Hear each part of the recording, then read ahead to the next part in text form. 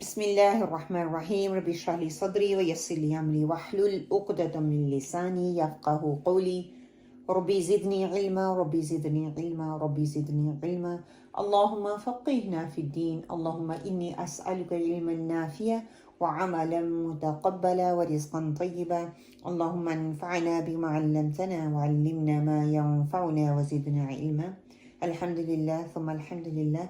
Today is our second week. We're learning about the Sifaat Haroof, the characteristics of the letters. Sifaat Lazma opposite we're learning. Hams and Jahar we did last week. This week we do Shiddah, Tawassut and the Rikhawah. They are opposite, Shiddah and Rikhawah, and Tawassut is in between. So inshallah we will see. First we see the Shiddah mean is a strength. Linguistic meaning, if we look into it, we look at the applied definition, it is the stopping of the running of the sound when pronouncing the letter due to complete reliance on the makhrij. If you remember, hams is a weak reliance. This is a complete reliance on the makhrij. It is the stopping of running of the sound. So this is regarding the sound, not regarding the breath. Rikhawah, Shiddah and the Tawassut, all three of them is regarding the sound, not regarding the breath. It's about the sound. When we're pronouncing the Shiddah, what is a stopping of running of the sound when pronouncing the letter due to a complete reliance on the makhrij. How many letters in there? Ajadun, qittun, bakat. You can say the ajadun, qittun, bakat, or ajid, qat, bakat. Whatever easy for you, you can remember that. You need to learn these 8 letters. Okay. Rikhawah. What is Rikhawah? Is a softness. If we look at the linguistical meaning definition, if we look at the tajweed definition or applied definition, what we need to know, it is the running of the sound. Shiddah is the stopping of the sound. Rikhawah is running of the sound when pronouncing the letter due to the weakness in reliance on the makhrij. The rest of the letter are in there. Shiddah got 8 letters. Rest of the letter are in Rikhawah except Tawassut letters. 5 Tawassut letters we need to take it out. Okay. And the Tawassut is in between. Shiddah and the Rikhawah in between is a Tawassut. Linguistic meaning is in between.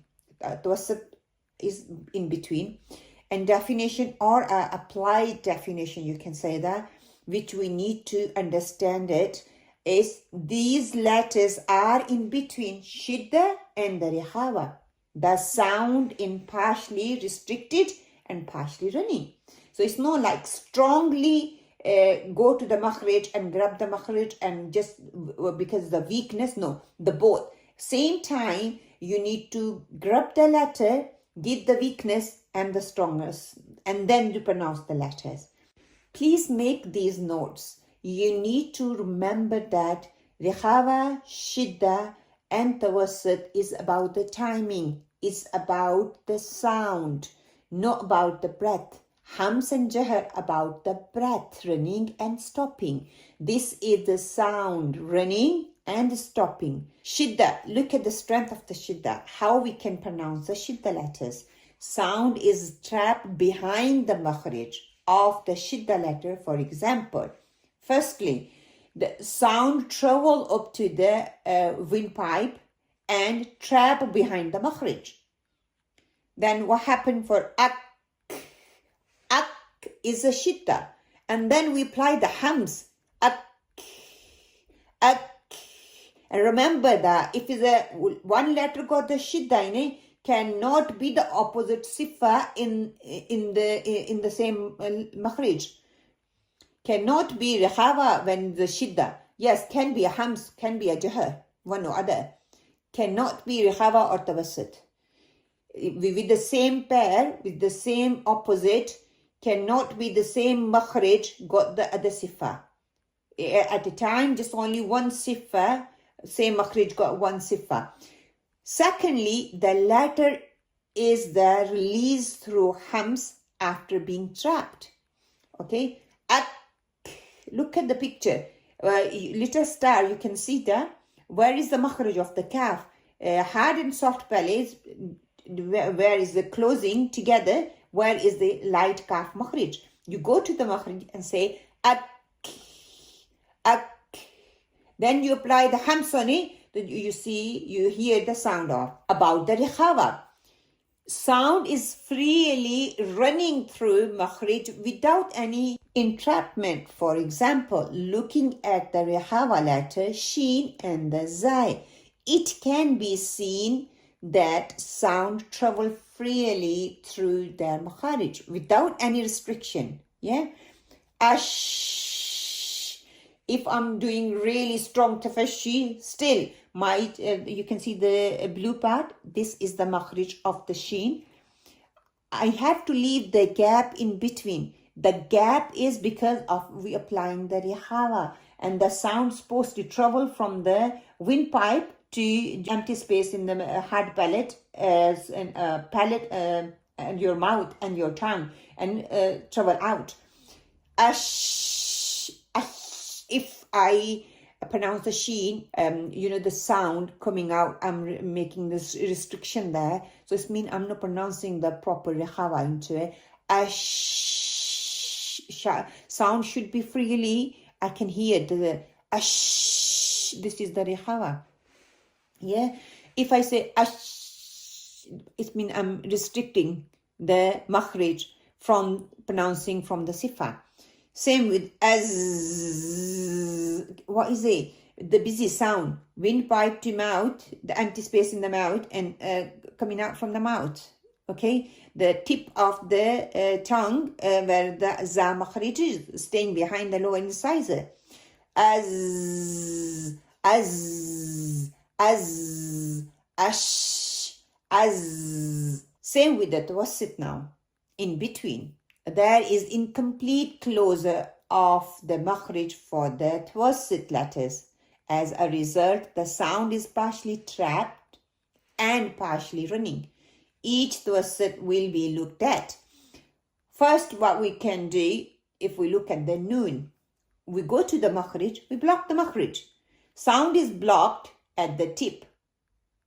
And where the sound come from? Sound exits through the al-khashum, nose cavity. And what happened? I go to the makhraj, I block the makhraj of noon, and what happened? The sound coming out from my mouth travel back to al-khashum, and sound come out from my nose cavity. Yeah, so it's noon makhraj. I'm blocking. Then what happened is partially running to my nose and come out. Same with the meme. My lips are blocking the exit, yeah? And where the wunna come from? From my khashum. When I block the makhraj from my lips, the sound travel back and go up to the khashum and come out from my nose. So noon and the meme is a partially running sound. Same with the lam. What happened to the lam?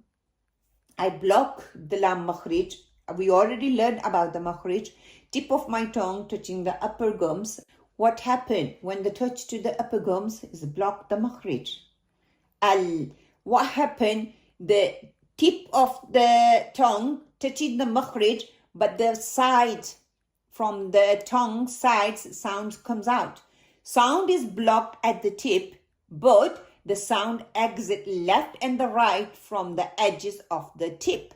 You can see that clearly from the pictures. Look at the arrow. Middle part is my tongue where the makhraj is blocking. From the side is the sound come out from the side.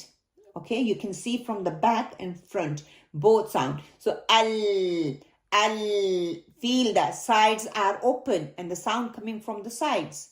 Ra makhraj is totally opposite to the lam. Lam is middle part of your tongue. The makhraj is blocked.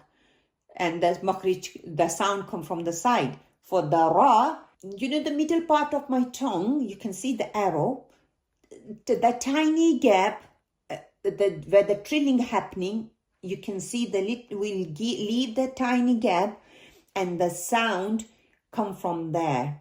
The edges of my tongues from the front are from the side, where the lam makhrij sound come from.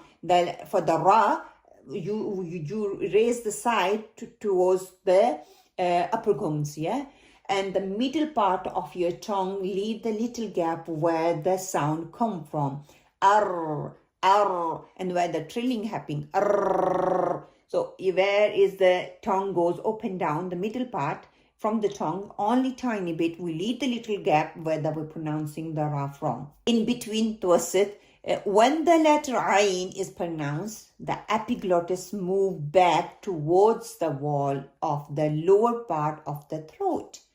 There is incomplete closure between epiglottis and the wall of the throat. You can see the clearly. You know, the vocal cord, when we're eating the food and we swallow, is the little movement you can see in a throat. This is called the vocal cord. And you can see in the picture clearly is the yellow part of the picture is the vocal cord or epiglottis. What happened when we pronouncing the Ain Makhrij? Ain Makhrij is the middle part of my middle part of my throat. When we're pronouncing the Ain Makhrij, you pull your epiglottis back to the wall of the throat, and then you pronounce the Ain Makhrij. Yeah, when you're pronouncing that, you applying the tawassut to it. Na. So this is the tawassut timing you give to the Ain Makhrij when it is a sakina. Alhamdulillah, thumma alhamdulillah, we have completed the second group, which is Shiddah, Rikhawah, and Tawassut. I hope you do understand. If you don't, please listen the recording again and again. If you got any question, I give you the 10 minutes at the end of the session. You can ask me. I can make it clarify for you.